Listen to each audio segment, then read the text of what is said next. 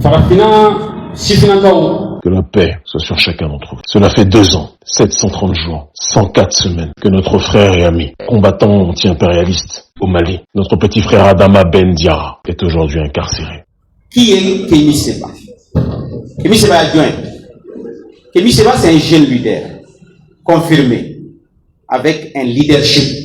2 ans que cet architecte fondamental du soutien pourtant populaire vis-à-vis du régime militaire dirigé par notre frère, son excellence le général Assimi Goïta, président de la République du Mali. 2 ans que ce soutien de la première heure, de ce propagateur à toute heure du panafricanisme est privé de cette liberté. 2 ans que notre frère Ben le Cerveau est éloigné de toute luminosité. 2 ans qu'il ne peut pas foulé d'un pays qu'il a pourtant contribué à libérer. 2 ans que ce frère qui, de tout temps, à chaque échange et à chaque seconde... L'objet de la rencontre n'est autre chose que nous avons un de nos camarades qui a tout le temps été ici avec nous au Mali, qui nous a aidés, qui nous a soutenus avant la transition, pendant la transition et jusqu'à présent il continue de nous soutenir.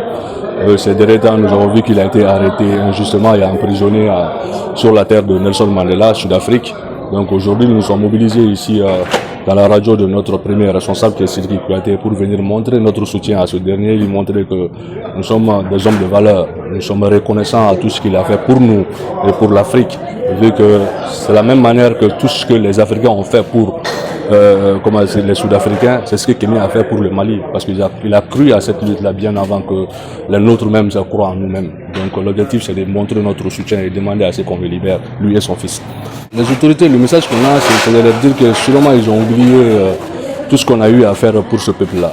Quand les Blancs les chassaient de leur maison, quand les Blancs les chassaient de leur tuaient leurs enfants ou brûlaient à vivre leurs femmes, les Noirs se sont mobilisés un peu partout pour les soutenir, pour qu'ils puissent avoir accès un peu quand même à leur liberté. Si aujourd'hui ces personnes même là se permettent de faire plus que l'apartheid, on se dit vraiment qu'ils ont oublié l'histoire et qu'ils n'ont pas été reconnaissants vis-à-vis de l'homme noir en général. Parce que Botswana, Mali, bon nombre de pays se sont sacrifiés, ont envoyé même des militaires pour former les gens de l'ANC. Donc dire aujourd'hui qu'un des nôtres est enfermé entre guillemets parce qu'il a duré sur leur territoire, ça veut dire que la lutte n'a même pas commencé et qu'ils ont oublié tout ce qu'on a eu à leur faire, mais qu'ils n'oublient pas. Les Blancs sont toujours présents chez eux, on le sait. Économiquement, ils ne peuvent rien faire sans ces derniers-là. Les grandes boîtes économiques les appartiennent et tout ça là. Donc faire ça à un de nous, ça prouve à quel point c'est un peuple aliéné qui n'ont rien compris de tout ce qui se passe actuellement en Afrique, précisément au Sahel. Ils n'ont rien compris et l'histoire va les rattraper encore une fois de plus parce qu'aujourd'hui les Blancs continuent vraiment à prendre le pays en otage. Mais au lieu de s'attaquer à ceux-là, ils s'attaquent à leurs frères noirs qui les ont aidés pendant qu'ils n'avaient pas de maison. Donc c'est ce message qu'on a, c'est juste que le poids historique ne l'oublie pas. Et quel est le message à passer à l'endroit du peuple africain vis-à-vis du cas de Kémy Séba? Ce qui se passe avec Kémy Séba, ce qu'on a vu aujourd'hui, ça étonne. On voit aujourd'hui à quel point les gens sont divisés. Les gens aujourd'hui, certains critiquent Kémy Séba parce qu'ils n'aiment pas sa façon de faire. Et pourtant, en ce 21e siècle, on voit personne en Afrique qui défend l'Afrique pour que Kémy Séba, qui risque sa vie pour plus que Kémy Séba. Ça n'a pas existé d'abord, on ne le voit pas. Mais voir ces gens-là tenir certains propos, là je me suis dit, mais on a du boulot à faire. Et pourtant on a fait 10 ans en train de préparer la conscience de ce peuple-là. On est en train d'aider ce peuple à se réveiller et dire que des gens sont venus de nulle part, qui n'ont pas de formation idéologique, qui n'ont pas de formation politique, qui viennent tenir certains propos. Ah, moi je me suis dit, mais désolé, c'est pas...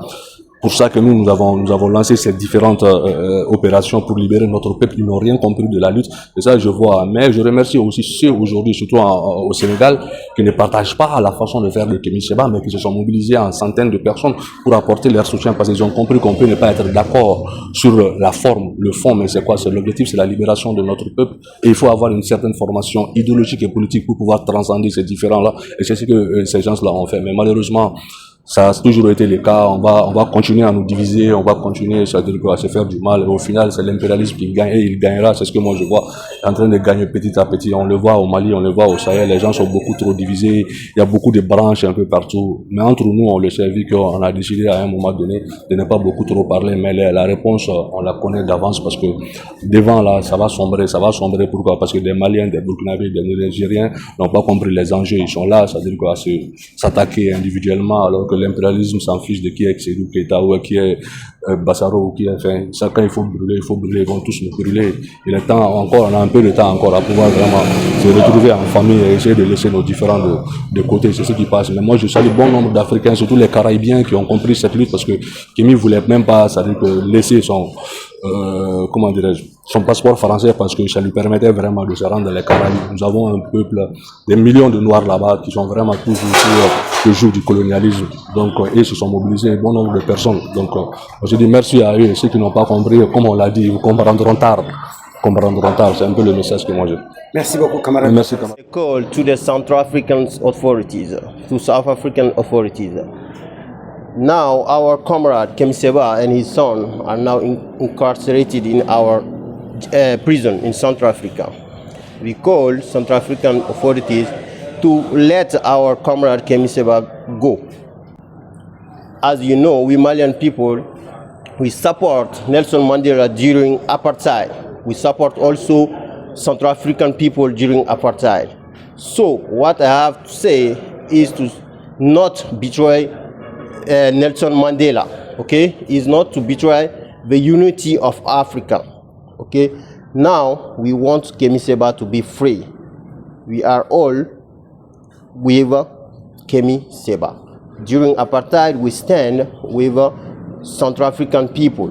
To those who are contesting the foreigners, we have to tell them that foreigners are not your enemies. Your enemies are Afrikaners. Your enemies are white people, those who want to divide us. Don't let us be divided. We want us to be unified because our power is in unity. One Africa, one aim, one goal. That is why we are here, gathering here today to give all our support to Kémy Séba. Thank you. Thank you, brother. English people, Mandesege.